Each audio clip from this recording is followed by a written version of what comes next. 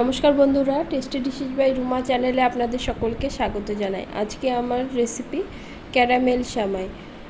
এই সেমাই হতে কিন্তু বেশি সময় লাগে না, অথচ নর্মাল সেমাইয়ের থেকে এই সেমাইয়ের স্বাদ কিন্তু সম্পূর্ণ ভিন্ন। এই সেমাইটি করার জন্য প্রথমে আমি কড়াতে 1.5 চামচের মতো ঘি দিয়ে দেব। ঘিটা মেল্ট হলে এর মধ্যে দিয়ে দেব সেমাইটা দিয়ে কিন্তু গ্যাসের ফ্লেমটা লোতে করে দিয়ে একটু সময় নিয়ে ভাজতে হবে। হাই ফ্লেমে ভাজা যাবে না, হাই ফ্লেমে ভাজলে কালার চলে আসবে, অথচ ভাজা কিন্তু ভালো হয় না।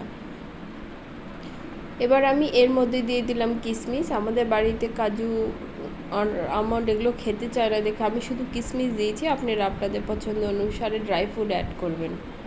সেমাইটা আমার ভাজা হয়ে গেছে। এবার আমি এর মধ্যে দিয়ে দিলাম 1/2 লিটারের মতো দুধটা দিয়ে সেমাইটা আমি ভালো করে মিশিয়ে নেব। মিশিয়ে নিয়ে গ্যাসের ফ্লেমটা মিডিয়াম থেকে লোতে করে দিয়ে 7 থেকে 10 মিনিটের মতো রান্না করে নেব। এই ক্যারামেল সেমাই করার জন্য আমি মোটা দানার সেমাইটা ব্যবহার করেছি।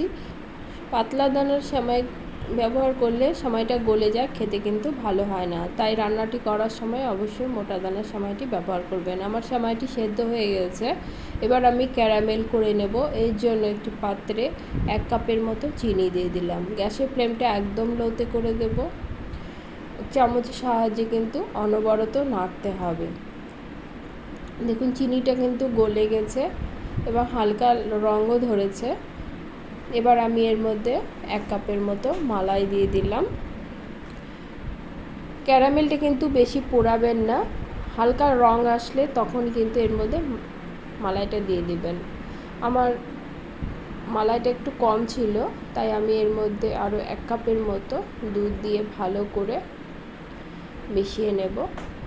আমার ক্যারামেলটা রেডি হয়ে গেছে। এবার আমি ক্যারামেলটা সেমাইতে দিয়ে দিলাম, দিয়ে ভালো করে মিশিয়ে নেব।